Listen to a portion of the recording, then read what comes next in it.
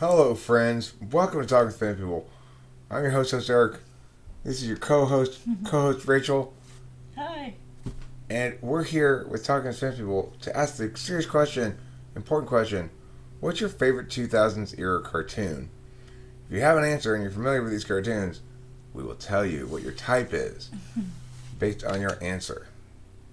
After this introductory thing.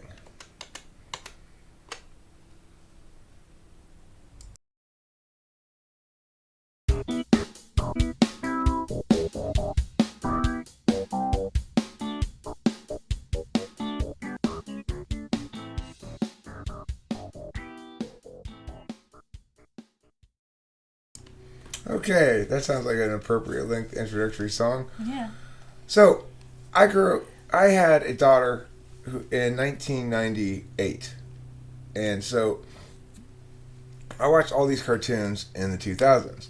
Rachel's little brother was approximately that age during the 2000s. So she watched a lot of these cartoons. Mm-hmm. And it seems to me that each of these, depending on which one you like best, it's going to suggest a given type. So let's first go over the choices.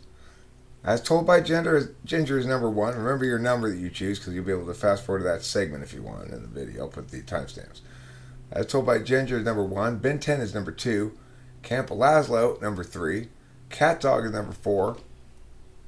Chowder is number 5. Jimmy Neutron, number 6. Courage the Cowardly Dog is number 7. Dexter's Laboratory is number 8. So that's the first page. Those 8. And now the second page is number 9, Edd and Eddy. Number 10, Foster's Home. Number 11, Grim Adventures of Billy and Mandy. Number 12, Johnny Bravo. Number 13, Phineas and Ferb. Number 14, Powerpuff Girls. Number 15, Samurai Jack. And number 16, Teen Titans. So you can look back up here and see these choices again. You can rewind and see if you need to. I haven't actually asked Rachel this. Which is your favorite of all of these? I like Phineas and Ferb. I actually really remember that because my sister also watched that, so it would be like the three of us. So it would definitely be on because 2 out of the 3 liked it, and I thought it was very funny. Also, Powerpuff Girls. I at that time, I remember wishing I was younger so I could like buy the stuff and like. That shit pops, right? Yeah, that pops. My favorites, I also like Phineas and Ferb a lot. I liked Chowder a lot, and I liked Foster's Home for Imaginary Friends a lot. I also could watch Teen Titans, sort of. My least favorite on this list here is probably... It's weird to say Courage is my least favorite, because while it probably is, I watched quite a bit of it, despite it being not a show I really liked, and it's maybe one of the more artistically interesting shows on this list. True. But it's so dark. It is. And that was another show, I agree with you. I watched a lot of it too, even though I didn't like it. It was on a lot in my house. One show that I really haven't watched hardly any of here on this list, and there's only one of them that I haven't watched hardly any of, is As Told by Ginger. Yeah. Actually, I haven't seen Ben 10 at all. You haven't seen Ben 10. Okay, so we did look at some clips of it. We didn't look at a clip of Ben 10, but I told her about what the show's about, and we looked at clips of Ginger and a couple other things. So yeah, we saw most. So I have a good sense from what you showed me. This is my least favorite. Johnny Bravo. Terrible. Absolutely terrible cartoon. Anyway, don't let me influence your choice. Okay, my bad there. My bad. All right, so let's start with number 1. If you chose number 1, as told by Ginger, you are, drumroll please, an INFP. Mm-hmm. So the thing is, this was the last type that we settled on a cartoon for, and in fact we had to scrap one of the other cartoons to try to find something that was more INFP. Yeah. INFPs, being the nature that they are, aren't going to be, not a lot of cartoons that are designed to appeal to people who muse endlessly about uncertainties. You know, one of my INFP friends, whenever I come over and she was like having her like cozy fest, INFP blanket covered in like that watching TV. Third slot SI. Yep. And she was watching SpongeBob because there was like a marathon on. But other than that, it was all like, it was not even close to cartoons. Well, I think INFP is like Naruto a lot, actually. It's not one of these. That doesn't. We're talking about Cartoon Network, Nickelodeon, Disney Channel, basically here. But Naruto's a good cartoon for INFPs. Yeah. A lot of genuineness to it or something. Very authentic. Yeah, it is genuine and very. It's very emotional, actually. They deal a lot with feelings. Okay, so I watched a couple clips of this. I showed one of them to Rachel. The reason mainly I chose this particular one for INFP is there seems to be a continual theme or a steady theme of authenticity over FE. I heard in those couple of clips that I watched a couple of anti-FE sentiment things. And it's very earnest. It's not a very funny cartoon. It's not edgy at all. It's earnest and yet still ideationally active, which seems textbook INFP kind of stuff. And also very like don't hurt anybody's feelings. Don't just no matter what, we're really showing we're being a very caring cartoon and a good cartoon and all that stuff. And yeah, have you ever seen As Told by Ginger? I've only seen maybe 2-3 episodes of it, and the story never stuck with me. I can't tell you what ever happened in the story, but I believe it's the same cartoon artist as Rugrats, and I think they have a very unique style, so I enjoyed watching the cartoon for the visuals, but it didn't grab me. Moralizing, one might say.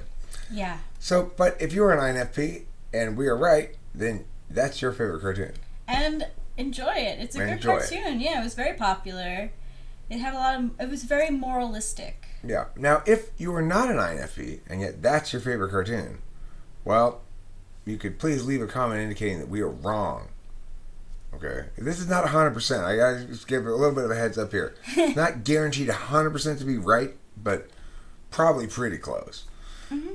All right, so that's it for number 1. Number 2, if you chose number 2, then you chose Ben 10, and you are an ISTP. Now, as soon as we looked at images of Ben 10's logos and stuff on Google Images, Rachel said, textbook ISTP, I agree with you. Just from the look of the guy, he looks like an ISTP in the action shot. He's like messing with his doodad and looking like, I'm going to do shit. Even in that picture in my mind, like I could see a little ISTP kid, like I can do it. You know? Yeah, it's very SETI. Yeah. Exactly what it is, SETI. So, what else do I have up there? There's something else I have. Oh, that's right, that other thing. Okay, the thing about Ben 10 is it's, in my mind, it represents the ISTP's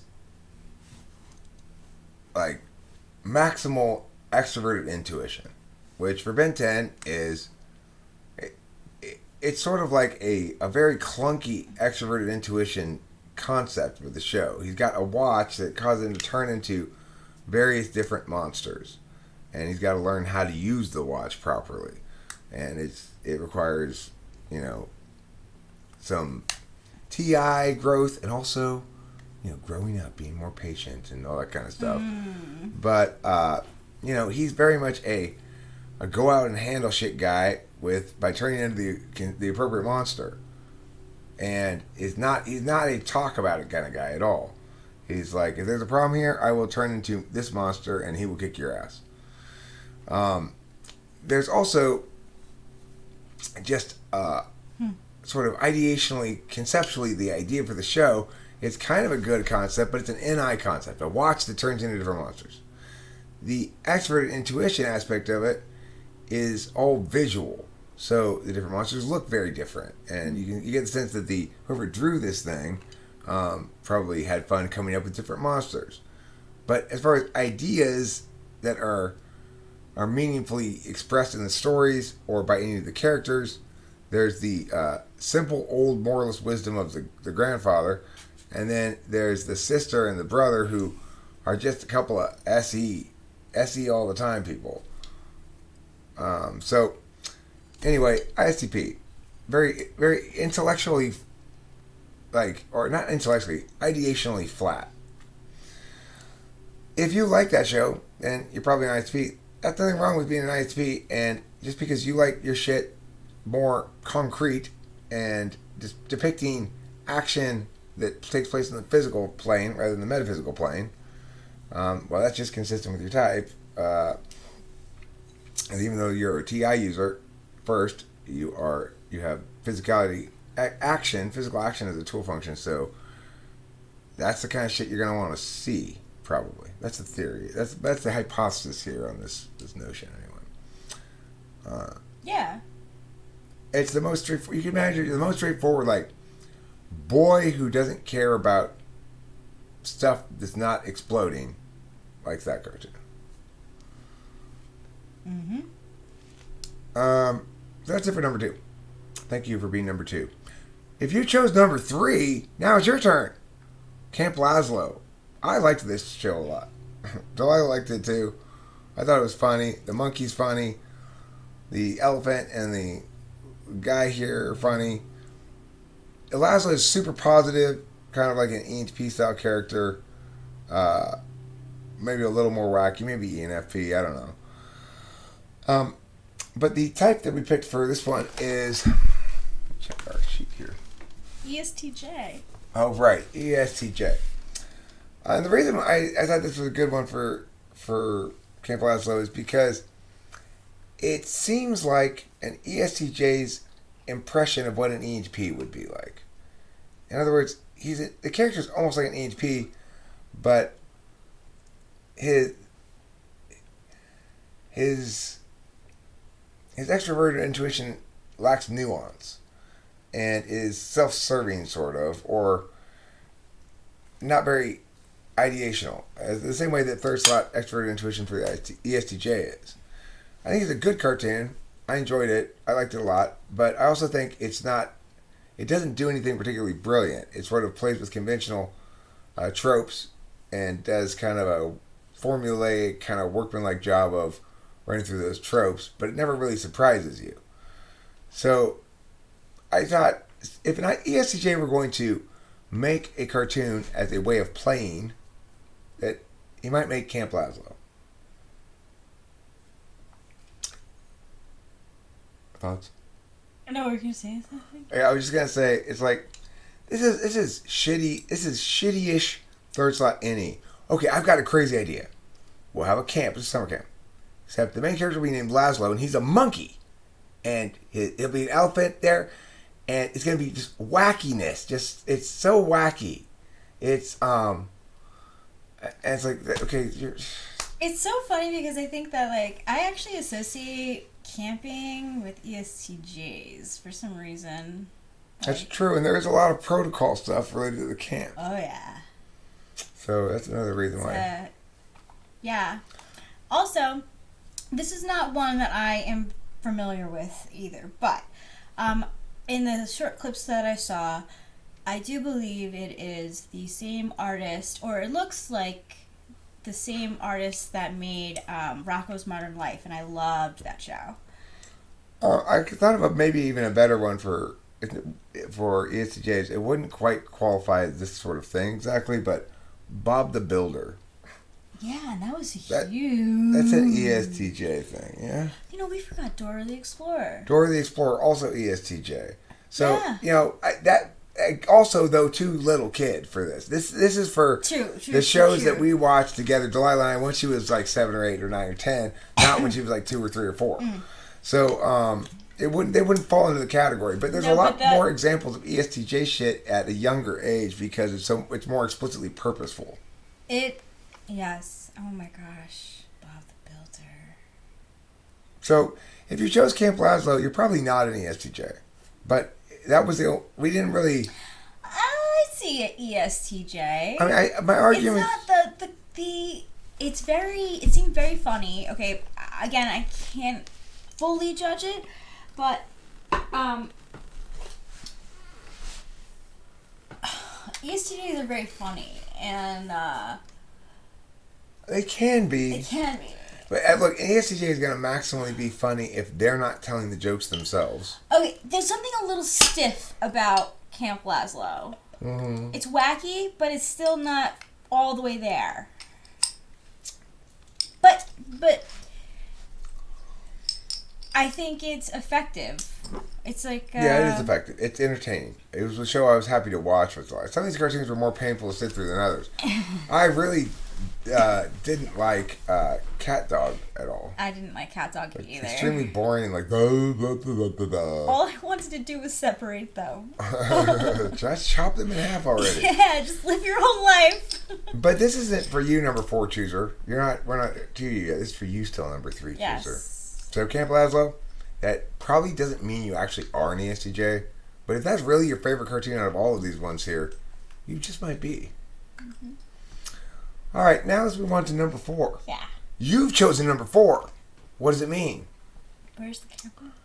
Cat Dog. Okay, well, your choice of number 4 means, first of all, you have bad taste in cartoons. I'm sorry to tell you, that's not a good cartoon. Why you like it and you chose it as your favorite, I don't know. Well, I do know why. I do know why. It's because you are an ESFJ. And ESFJs have bad taste in media. It's a very simple show. Like, I just remember them having, like, it was always the same kind of incidents. Like, them walking around and stuff and, like, going out in the world and having trouble because they're a cat dog. Right. Boy, being cat dog's a pain in the ass. Here's the thing. I bet you, if you're watching this video, I bet you nobody who watches this video chooses cat dog. But you honest... Oh, because they don't come to... Okay, if I'm right about it being ESFJ, yeah. ESFJs don't watch my videos because, of course, as I said, they have terrible taste in media. And cat dog is, like... I feel like ESFJ is like a buddy story, and that's definitely, like, tied to the hip kind of... We love each other so much, but how can we live? We're so opposite. And I feel like... You bring up a good point there, which, like, if you ask an ESFJ, come up with a character. They're so FE they go, okay, it's a cat and dog combined, and it's 2 people. Definitely. Okay, I said come up with a character. There's no reason for anything ever to be alone. Ever. Unless you're watching Real Housewives, maybe. It's true. You'll always have your friends. The whole concept of it annoys me to look at. Right? I know. The dog's very dumb and the cat's very nasty. And I want to say, I have always felt that way about cat dog, and I have not met another person who felt that way about cat dog until Eric. Actually, but have you ever met anybody who felt really, really positively about cat dog? Your ESFJ sister, maybe. She definitely watched it, and I know my brother did too. But I don't think he watched it as much. No, you know what it was for Delilah? It was, okay, there's no other cartoons on. I guess I'll sit through Cat Dog until we're waiting for something else to come on. You know, we'll sit through Cat Dog. Yeah. So ESFJ, listen, you haven't started dinner yet, and then after dinner you've got your shows coming out, so you don't have time to be watching this video. Your shows. Yeah, you've got stars doing things, and you've got people yelling at each other. You've got 2 kinds of shows on tonight. So. I will say, my sister, she has great taste in British media. For whatever reason, she's able to really find some great TV shows. Now, is it period stuff? Did they dress in costumes and say "milady"? Some of it, a lot of it. Okay, well, so fine. Will your ESFJs, both your I and your ESFJs, are gonna have good taste in PBS period dramas? Yeah. That's their genre of expertise. Fine. Give them that. British comedies. It's very specific, but she introduced me to Skins, which is more of a it's a little soapy. So basically, she has the little teeny sliver of NI that she still has left in her has been directed exclusively towards British televised media from years meow to meow. Yep, and she introduced it, and it's one thing that she and I can really bond over, actually. Like, I actually like the humor in a lot of the shows that she introduces me to, which is... Well, I mean, plus, she's such a considerate and giving scissorer, you know? Yeah. When you scissor her, you know you've been scissored by somebody who cares. Because that's what shows it. Yeah. Even though we've come to the conclusion that it's just... What, scissoring? Yeah. Oh, well, what we realized is the better the scissor, the less the genital touch. Because if you're really scissoring and pushing them together, then you can't really move your legs up and down. If you're moving your legs up and down, you're moving your genitals further apart from each other every time they go up and down. So it's really a poor concept. It's conceptually doomed from the start. Yeah, we really did come up with that. Okay. All right, ESFJ, thanks for liking Cat Dog. Someone's got to. All right, now number 5. Hey, good to see you. You chose number 5, which is Chowder, which is definitely one of my favorites on this list here. I like the I just played for Rachel the clip where he goes to the bank and the old lady says, "Would you like a free lollipop?" And Chowder says, "Would I? Would you? Would I? Would you? Would I? Would you? Would I what? Would you like a free lollipop? Would I?" That's good writing. It's really cute. I like it. That's another one I've never seen before. If your favorite is Chowder, then we have you down as an ISFJ. It makes sense because it's a sweet cartoon. It's all about food. Everybody has a food name in it, and they're always making food or dealing with food. And that girl in it is always trying to get on him. On Chowder there. Oh my god, Chowder's a boy? Yeah, Chowder's a boy, and I forget what her name is. But, I thought it was a girl. Hi, Chowder.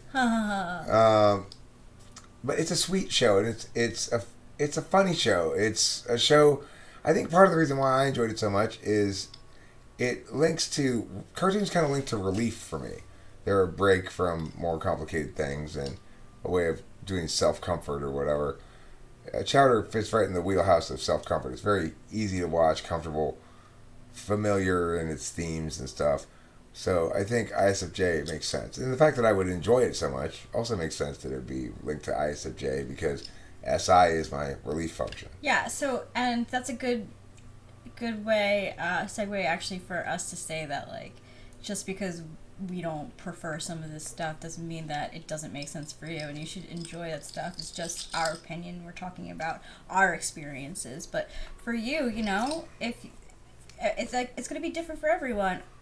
No, if you disagree with Rachel, it's just a difference of opinion.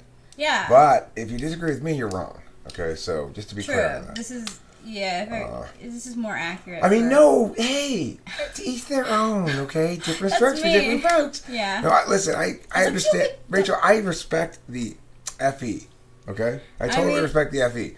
I hate swinging people's opinions. And I totally like the fact that we make a point of saying, yes, we respect your right ability and that you should like whatever media you like and not what other people tell you. Please do not listen to us. In that regard. But it is also the case that if I say the media you like is terrible, then you are wrong about it and I am right about it. Okay, so I'm not going to let any aesthetic relativism creep into this shit.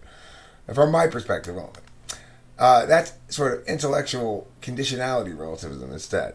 Alright, so that's it for Chowder. You're Chowder lover, you're an ISFJ, or possibly a relief-seeking ENTP like me. That's it for you, but good choice. Why, good taste. Let's go on. Oh, hey, number 6, it's you.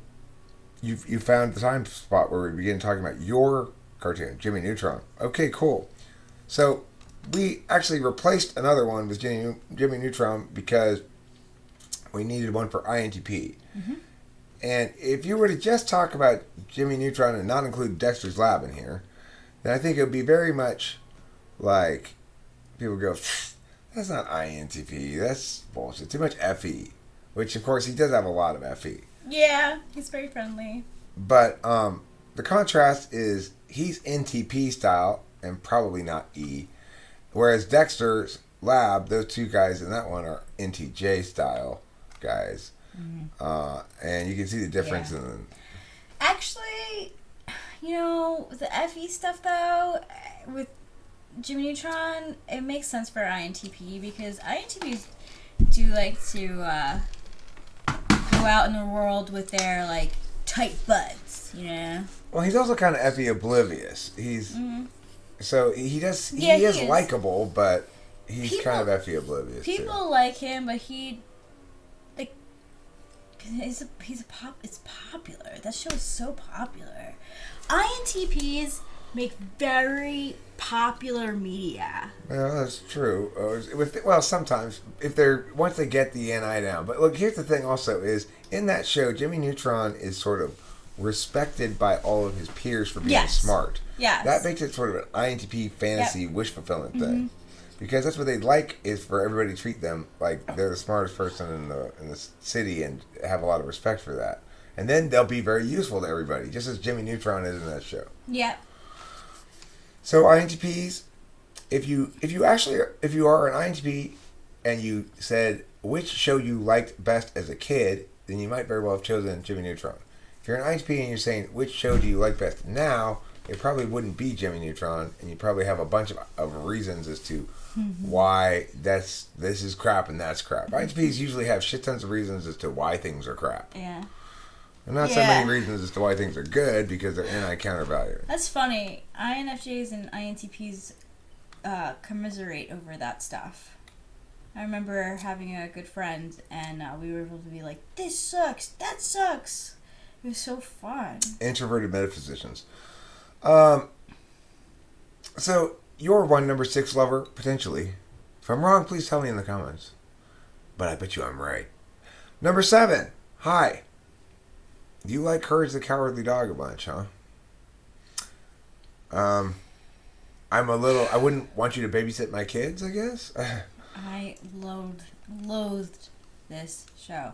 I remember if on a weekend I wasn't around with my friends, I was home downstairs in the basement, and there was a good chance that Cartoon Network was on, and there was a marathon of Courage the Cowardly Dog. They made a lot of episodes of it. And the thing is, the reason is none of the episodes have much of a storyline really to them, and very few words in Courage the Cowardly Dog. It's visually quite compelling, I'll say. There's a lot of interesting, compelling visual drawings and stuff in there that whoever made it is a good artist, a great artist, visual artist. But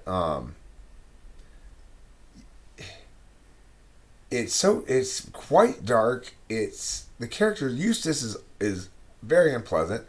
Courage is not exactly likable. I guess you're supposed to identify with him, but I never did.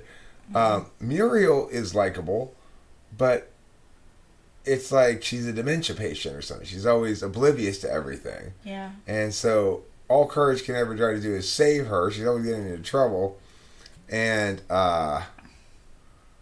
you never get the sense that there's any sort of actual normalcy or happiness in the world.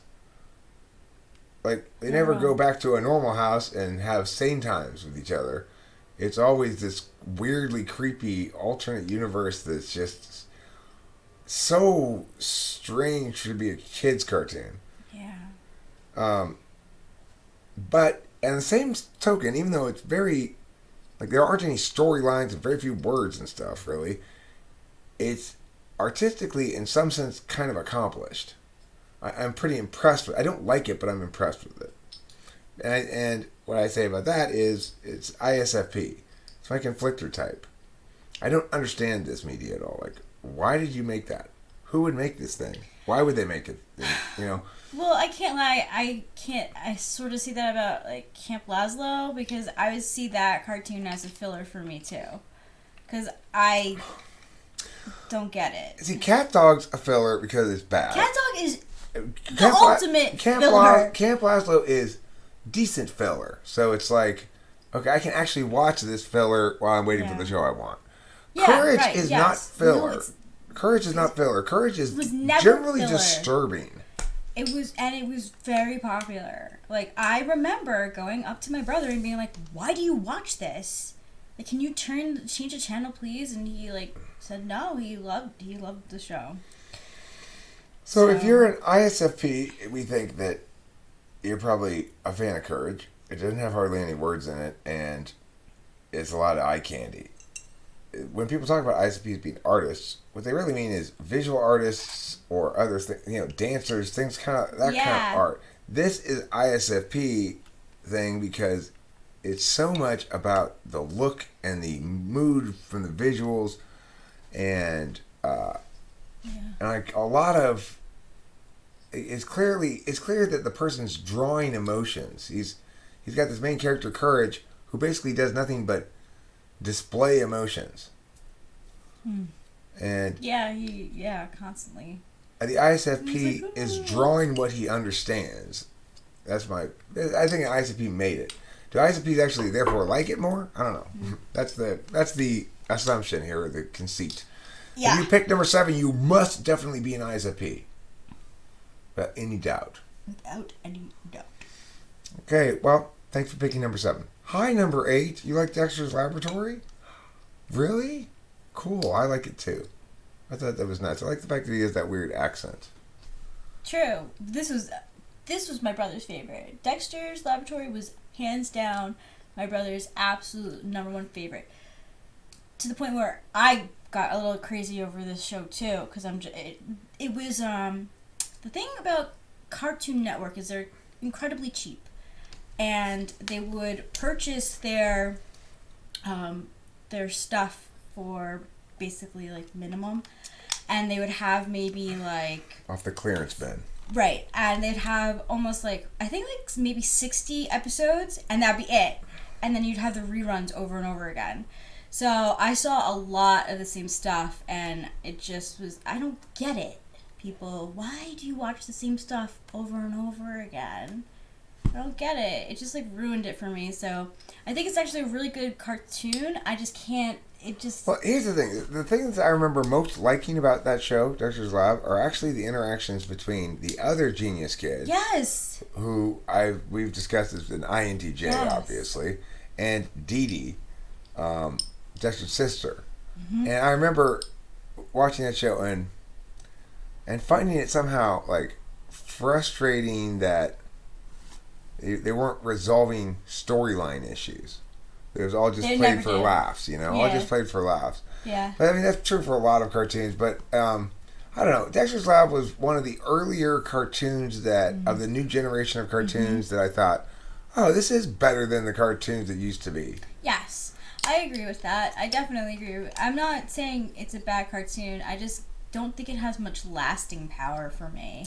Okay, well, I don't like it. And it's so, what type ENTJ, are you? ENTJ. So I wouldn't like it because it doesn't resonate with me. That's the guy true. is like maniacal. You're gonna have a similar response to Dexter's Lab as I will to As Told by Ginger, which is like, okay, just get your FI out of my presence, please. It's annoying me with your earnest like whoever made As Told by Ginger does not have any sense of irony at all. No sense that maybe sometimes earnest stuff ought to be made fun of rather than, peddled preachily. Yeah. You gotta laugh at everything. Dexter's Lab. Dexter's an ENTJ, obviously. He's very ENTJ, and the way he treats his sister Dee Dee, stupid Dee Dee. Yeah. Oh my gosh, he had so many catchphrases. It was I think it was a really good show for kids and for like tweens, because it was still like old. You could be older and still watch it. But yeah, he's constantly working on things and to build up. He wants to get better and better. So if you picked 8, Dexter's Lab's your favorite, and you're an ENTJ, then what that means is you quickly just fast forwarded to 8, checked really quickly to see which of the 16 you picked, went to 8, have heard this, now that you're aware that you're an ENTJ, you're already ready to leave because you've got all the necessary information from this that you were going for, you'll apply it accordingly and move forward and never think of me or Dexter's Lab again. So, that's ENTJ style. It's strategy here. No offense, I like you guys, ENTJs. Rachel is your supervisee, so she's not going to like you in the same way. I don't really... I mean, she doesn't dislike you. Okay. What I'm saying is she's going to feel supervised. I have a very, very interesting relationship with ENTJs. Ever since I was a kid. Yeah, my crook of a uncle was an ENTJ, 100%. He used to have status stuff. He had a mansion and like all these like one thing that I really remember was cartoon cells. He had cartoon cells in his house. He had all this expensive paintings and a basement with the theater and just like an au pair. And then like 10 years, 13 years down the road, he's committed for fraud. He's a white collar crime criminal. So that's and he Maybe did supervise me. Trump. Trump's pardoning all the white collar criminals. I bet you they do know each other. I'm not even joking you. Yeah, I mean, but look, he's doing sort of a sweeping pardon of white collar crime. Wow. It's kind of interesting. Regardless, that's not topical here. So anyway, except that ENTJs would love that. So I do have a very interesting relationship with ENTJs. They do. They don't get me. It's like, huh? Who are you? Huh? This girl? It's like. The problem with supervisee relationships is it's like, hey, and I, great, I use that a lot. Wait a second, you're half broken. Where's your TE? That's what ENTJs think about relationships. Yeah, I knew this dude in college. He shared the same birthday as me. ENTJ. He was like, we both like to party, right? We both like to go out, but he would just drink and drink and drink and drink, and I could never catch up. And he always had cocaine on him, and he was part of the friend group that I was part of, like friends with, but like we never had. It was always no matter how many times I saw him, it was always a passing thing. Like, oh hey, that's it. We just did not. I thought he was scum, and I thought he bragged a lot because his dad like owned Dunder Mifflin from The Office. Is that a real company? Yeah. Oh, I didn't know that. Mm-hmm. So yeah, ENTJ is definitely Dexter. The 4th slot FI and 8th slot FE means they tend to view people as useful elements to employ in their vision rather than as human beings. And the 4th slot FI means they forget to care most of the time. Yeah. I was an asset to this summer camp because I was white female. And because the people in the county really liked me there, I got more money for him. He's like, I'm going to ask for $100,000. I'm like, or I don't know, he's going to ask for a lot of money. I'm like, go for it. Well, that's what ENTJs do. Yeah, they get money. You know what? And they don't have a lot of time to be listening to us blather on about. No. Hey, they should have got right down to the point. I know, sorry, dude. Just like, sorry, ENTJs, we wasted so much of your time. We know you don't also have any time to watch any more episodes of Dexter's Lab. You probably watched 2 episodes when you were a kid. It concluded everything. You knew everything you needed to know about it and moved on from there. All right, number 9. Hi.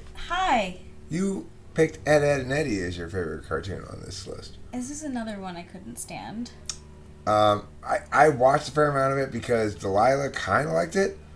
But I remember when I said to her, when I'd be sleepy, I'd say, sleepy, sleepy, sleepy, sleepy, sleepy, sleepy, which is this episode where Eddie is sleeping and keeps trying to curl up and sleep on everything. Oh, that's funny. On different people in various places. And Delilah didn't like it when I said that for some reason. I don't know why. But regardless, Delilah sort of liked it. I never did like it, but it was tolerable to sit through while you're waiting for something else. Yeah, I felt the same way. I couldn't watch a whole day of it, but I didn't mind waiting in between. It was fine. At least there are 2 kind of likable characters in it. Because the shyster Ed, he's not very likable at all. This guy in the middle here. Yeah, no. But this dumb one, he's kind of likable. And this guy's cool with his weird hat. Yeah. But, again, it's such a... it's got a little bit of an element of it doesn't feel like a comfortable world. Like everyone seems weirdly. It's very sensory. Mm. Anyway, ESFP, you chose Edd and Eddy. Yep. It is definitely Pretty ESFP. simple jokes. Very a lot of physical clowning. Name calling sometimes and stuff like that, like butthead. And it was a boy show. I was always like, this show is just for boys because it's so like, I don't know. In my opinion, it was just so like. It's a censor show.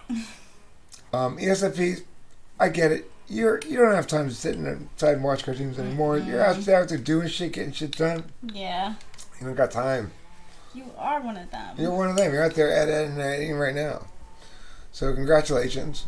We appreciate you being Naruto and saving the Hidden Leaf Village and all that stuff. Good job, ESFPs. Yeah. You get to be your personality type is Naruto's personality type. That's pretty good. That is pretty good. All right. So number 9, you're ESFP. If you chose number 10, welcome. It's your turn now. Foster's Home for Imaginary Friends. One of my favorites. Good. This is what real extroverted intuition looks like. Camp Lazlo is what, clumsy, stunted extroverted intuition looks like. This was a great. It's full of great ideas. The show and clever notions and funny things and a show I just enjoyed a great deal. This one is not ENTP though. I liked it a lot. And one of my favorites. I'm with Rachel. I'm like Phineas Ferb best, but Foster's Home was close. It's. Oh, do you have something to say? No. It's ENFP. If your favorite is Foster's Home, then you are an ENFP. Yes, that's right, ENFP. Why? Well, because this is extroverted intuition, unconstrained by introverted thinking. You've got the practical thinking character in it is all TE, and that's Frances, the teenager-looking or early 20s looking girl who works at the Foster's Home for Imaginary Friends, and whose direct supervisor is actually her own former imaginary friend, whom she put there, Mr. or something or other. Who's a very formal English bunny. There's a lot of good stuff in that show. A lot of funny episodes and a lot of clever ideas. And the boy's cool and yada, yada, yada. So I would say it's a textbook ENFP thing. A lot of fun extroverted intuition and some TE. It looked really cute. I hadn't seen this one either, but it looked really cute. Like, I could definitely see myself watching that. Yeah, Delilah liked it a lot too. So, ETP, fellow ETP. Okay, so thanks ENFPs for making and enjoying Foster's Home. If you've chosen number 11, you've chosen Grim Adventures of Billy and Mandy. And that makes you somebody who deep down just knows the world does everything wrong. And it pisses you off, but there's no point in displaying any emotions because they're for you and you alone. Namely, you're an INTJ. This Grim Reaper guy is constantly, the story is showing how once he had hope and enthusiasm in his heart until he realized that everybody does everything wrong. Basically, his FI's been oppressed. And is he an INTJ? I don't know. But the show sort of carries that thing. The person who's definitely an INTJ in the show is Mandy. Mandy is a cold and just like brutal INTJ, maybe ENTJ, but and then Billy is just like it's an INTJ's sort of caricature of an ESFJ. So if an INTJ were to make a very mean and reductive caricature of an ESFJ, they'd make Billy. Billy's more like an ESFP, really, but even that would be a mean and reductive caricature because Billy is such an idiot in that show. But it was fun to watch. I like Mandy. Mandy's tough. Okay, so you are INTJ alone. She's an INTJ.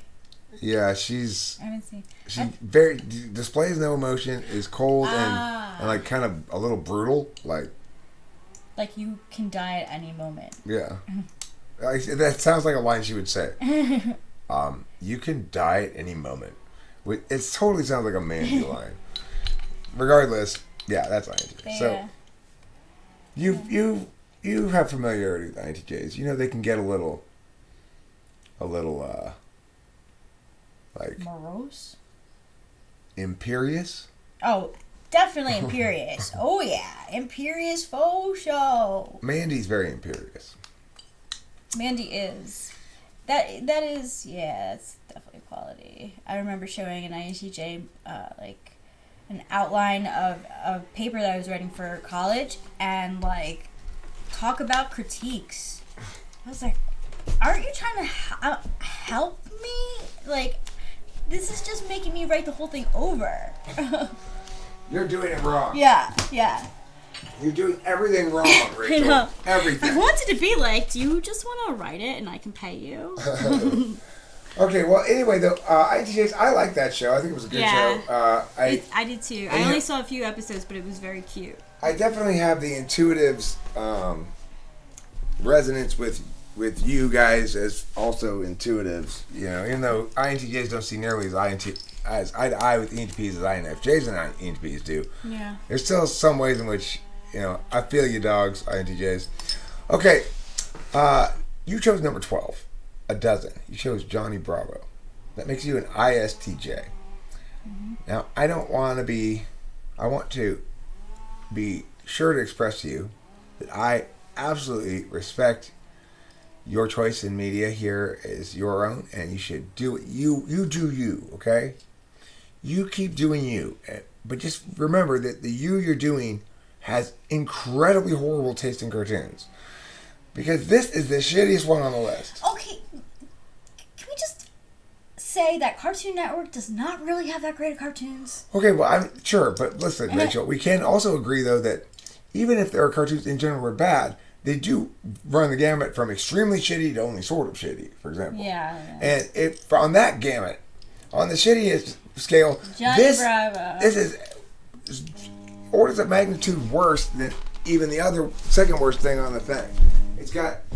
It's not clever at all. Where's my phone?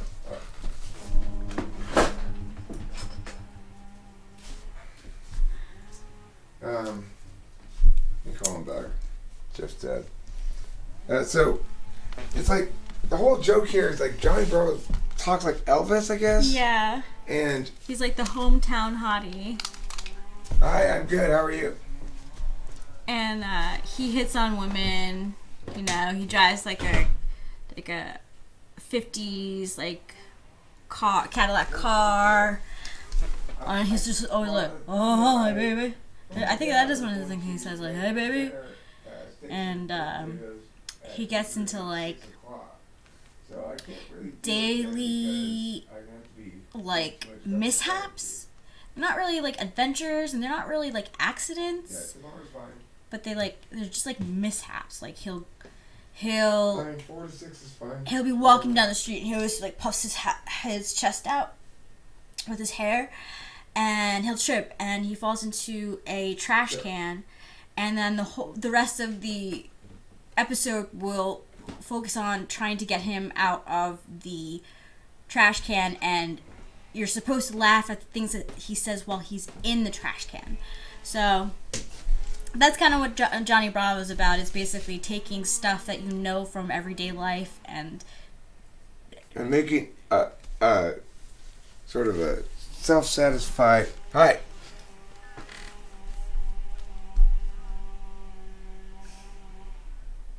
I could do it 7 to 9 tonight. I just can't do it 4 to 6.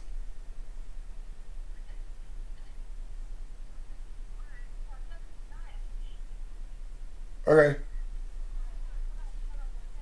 Okay. Okay, so, alright, cool. Let's see you at 7. All right, thanks. Bye.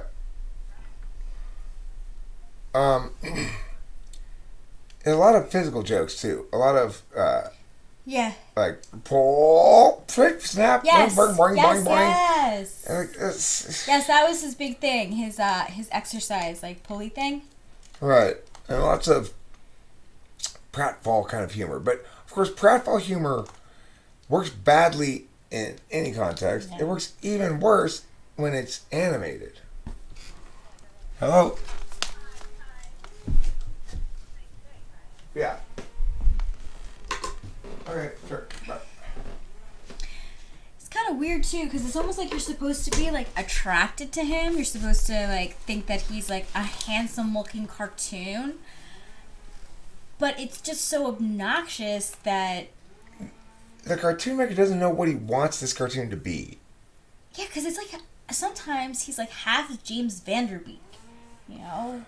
He talks like Elvis. So okay, we're supposed to be laughing at this guy. He's like in one sense, it's this wannabe Lothario or wannabe Rico Suave guy who's doing it badly. But if he is that and he's doing it badly, why is he talking like He's Elvis? not. He doesn't do it badly. They do let him get the girls, but Okay. it's more like a. But like, why would that be his approach? Regardless, are we supposed to be laughing at him or rooting for him? And Yeah, it's a good question. It doesn't know what it is. It has that really. There's something I've seen one time I type policed this girl who was an ISTJ and she said she was an INTJ, and it's very obvious that she was an ISTJ because it's like she can't ideate without referencing stuff that already exists, sort of like quoting it or something, or like from she's book. like she's likely to make the most obvious and just sort of like cringy pop culture reference that she like started making it now and everybody stopped making it like a couple months ago. And it's like there's that thing, you know. It's about that, yes, yeah. It's just it's awful. You're like, you know. Again, it was very enjoyable. A lot of people liked it. That was another show that was very popular too. I think pretty much all of these shows made some big status. Like if you were, if you had kids or you were like my age and had siblings, it didn't matter if you were an adult, a tween, or a kid. You heard about these cartoons. And Johnny Bravo was one of them. It was... Well, because also this was part of the first wave of real cartoon producing cables thing. It's like Cartoon Network itself didn't really exist much prior to this. It's sort of what I think it was its heyday because that's when I was exposed to it more. Yeah, they had, it was mostly classic cartoons before, like Flintstones they had a lot of. They had Yogi Bear. What else did Cartoon Network have? Jetsons. Stuff like that. So they were like, you know what? These animators are still alive. Let's see if they want to work with us again. Hanna-Barbera. And they worked with Hanna-Barbera and made a bunch of new cartoons. And that's why they're very similar for me. Like, because... Sure, they made cartoons, but they were kind of the same. Well, I mean, Johnny Bravo seems to me the very first, not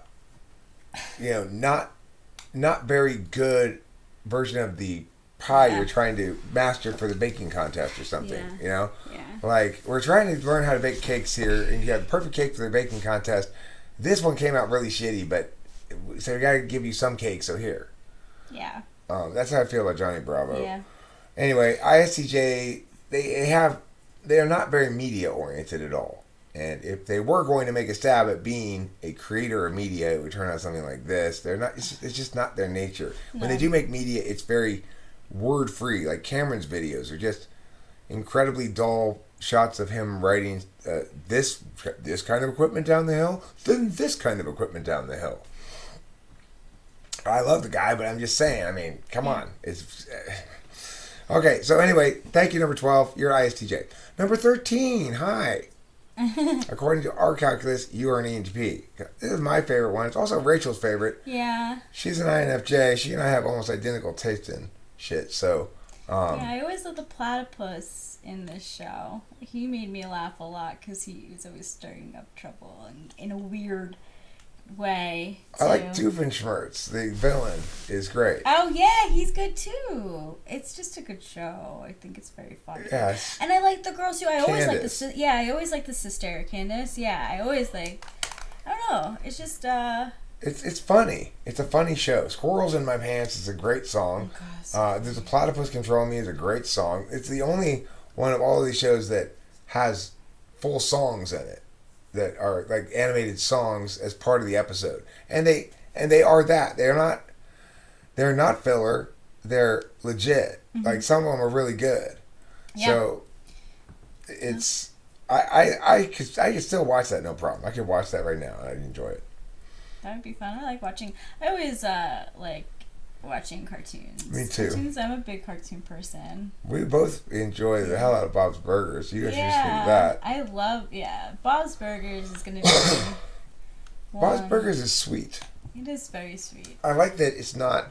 It's like you get shows like Family Guy or even originally The Simpsons, and they were on this sort of like, well, let's go against sweet to be edgy and funny. And I guess, it works, sort of. Sometimes it does, sometimes it doesn't. But when you get a show that's funny and sweet, it's something worth appreciating. It's extremely quirky, too, because the characters are so quirky. I mean, and you can tell that it's like these people would never work on themselves. But that's what you love about them. It's like they're just like wild caper family people who you can also like see the characters in other people that you know. Yeah, you totally see the relationship between Candace and her brothers too. She's an ESFJ older sister who's always trying to get her brothers busted, but who, when it comes down to it, is on their side and everything. Yeah, right? she ends up usually saving the day in the end. She's the most interesting character in the whole show. Candace. Yeah, she is really the engine of the show. The boys are kind of. The one thing that makes me think they're probably, once again, ENTPs who've been endowed with magical TE for some reason. But it's because they're so FI polar, they're so detached about everything. Yeah, they kind of just do things, go along the day. So, if you like Phineas and Ferb best on this list, you agree with me and Rachel. My favorite's her favorite too on the list. So it makes you an ENTP. Or possibly an INFJ, but either way, it makes you right. Yes, it makes you right, and that's what matters most. It's a good show. I liked it. This was one that saved me. Like when my kids, when my siblings were, when they were watching TV, this one was an enjoyable one. All three of us liked it. Well, hi, number 14. According to our calculus, you're an INFJ. Just look at that picture. One of these things gets the NI award out of all 16. The images. Just looking at the pictures, right? Exactly one of them gets the NI award. It's clear as day. Which one of these is perfect? This is close. This is good. This is good. But this is universally resonant. 3. That is universally resonant. It's a trinity. It's a heart. And it's pop, pop, pop. Those are things that I doodle. Bam! I always doodle hearts and stars. Yeah, and it's got the colors too. It's not like she's not wearing none of them wearing this like muddy purple or anything. It's all like you said, pop colors. That green is so bright, and the pink like. And their names: Bubbles, Buttercup, and what's the orange one called? Blossom. And they all have different personalities, so like it was cute. Like you would see little girls wear and buy their things, and you could tell which one they liked by the one that they chose. But note, if you're an introvert, you better be a ditzy feeler if you want to have an identifying person in this. If you're because you got extroverted, pow tomboy. Yep. Who's like ESTP. Mm-hmm. You got extroverted leader type, who's maybe ENFJ or I think ENFJ. Yeah, ENFJ in Blossom. And then you've got Bubbles, who's like ISFP. Yep. So if you're an INFJ watching the show, you probably wouldn't say it's your favorite show because you don't have anybody you can identify with. But you'd probably, if you're an INFJ, say, at least of these pictures, that's the most NIFE successful one, and you'd be right. And that is an objective truth. Of all these images, this is the only one that really competes with it. This is very effective too. Yeah, it is. This is great NI, but this one has the most universal resonance. It does more stuff communicatively than this one does. Yeah, it really... I remember that show giving young girls like this girl power sensibility too. It was really... Like you were totally right. When I was watching this show, I'm like, I don't identify with any of those girls, but I think they're really cute and fun. I like this show. But I didn't watch it on the regular. Well, I was older.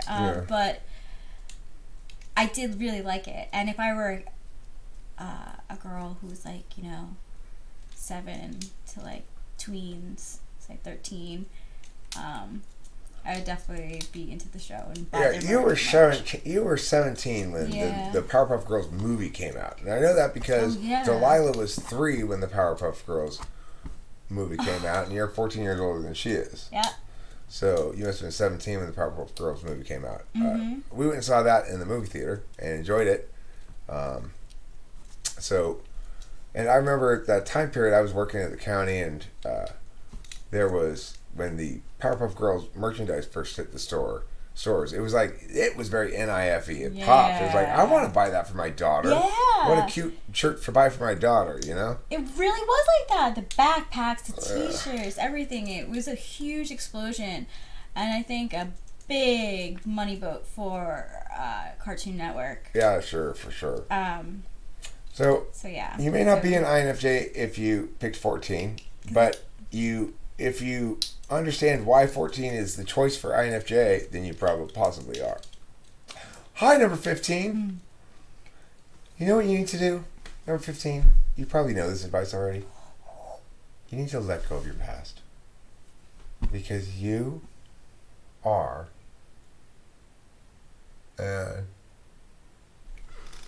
where is it? ENFJ. I just want to double check I had it right.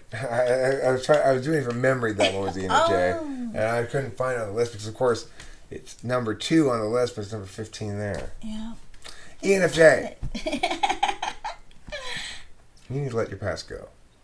You need to remember things. That's what Samurai Jack is trying to do, right? He's trying to. What is he trying to do? He's trying to make. Well, let me see what the I plot actually really don't know. is. Let me check on this. He's trying to do something like Get Back to the Future or something. Samurai Jack story line. Samurai Jack story summary.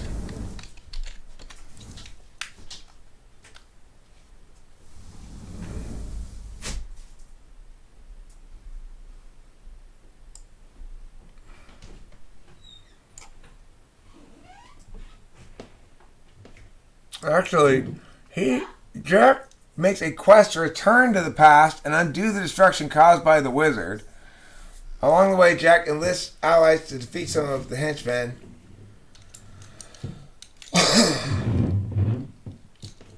So,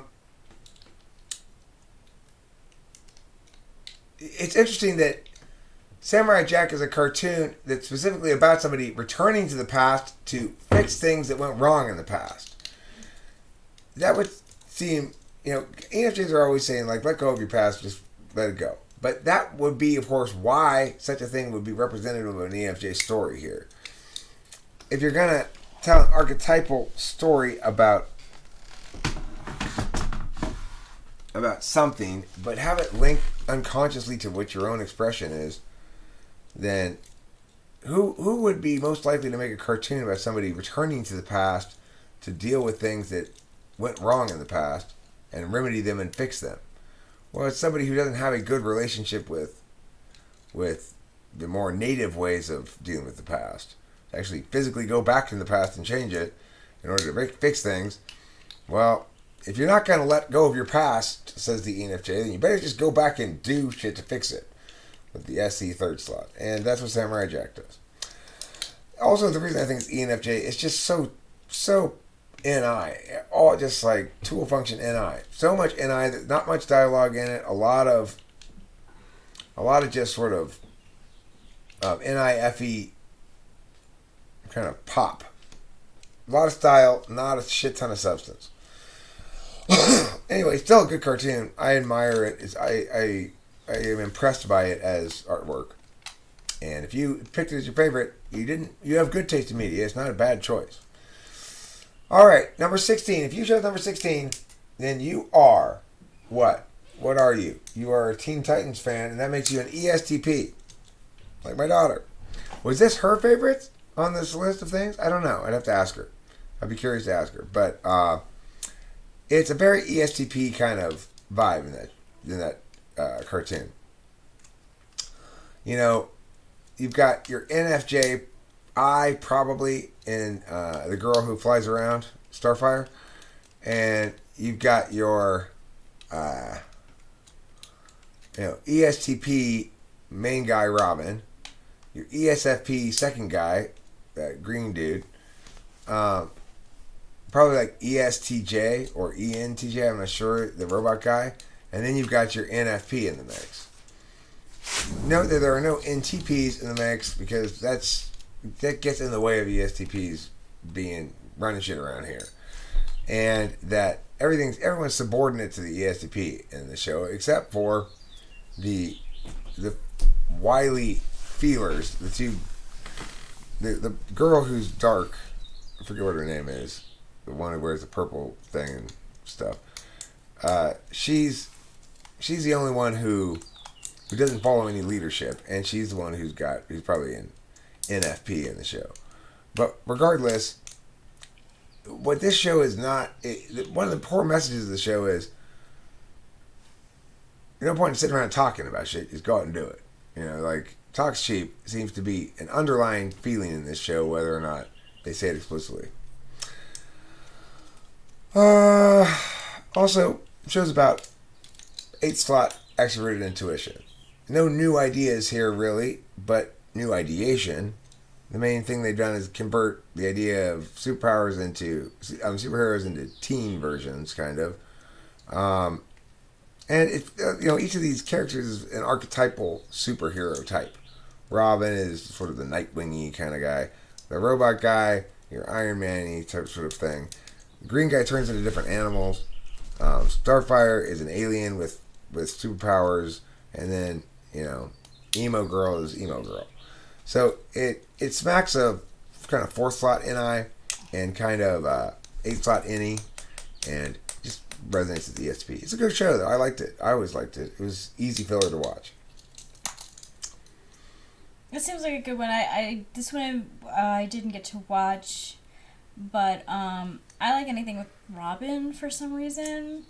I think that's really cool. I would probably really like this cartoon. Yeah, it's pretty entertaining. So, we hope we got it right. If we got you wrong, please leave a comment if you feel like it's saying, no, I love Johnny Bravo and I'm an INFJ.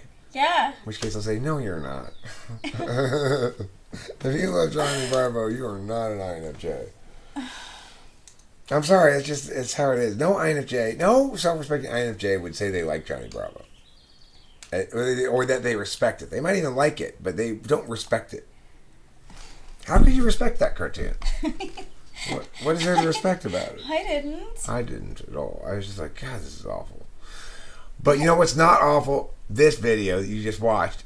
Nor is it awful for you to leave a wonderful comment after the fact. And thumbs up, don't forget that. And also subscribe, because this is my new channel now. Yeah, and really, no hard feelings because, well, there shouldn't be any hard feelings because they're all cartoons. And here's the fact. If you disagree with me, I will allow for the possibility that I might not explicitly state that you're wrong and I'm right. Okay? No. Some of them are definitely worse than others. No, I know, but I'm saying just to be super nice, even if you're obviously wrong, I might just keep that fact to myself. How nice. That's kindness. Really, from host Eric, yeah. Okay, so before we say goodbye, let's give it the outro song. It was a little short outro song, same as we had before from the intro song. Thanks for watching. Goodbye, and enjoy your cartoons.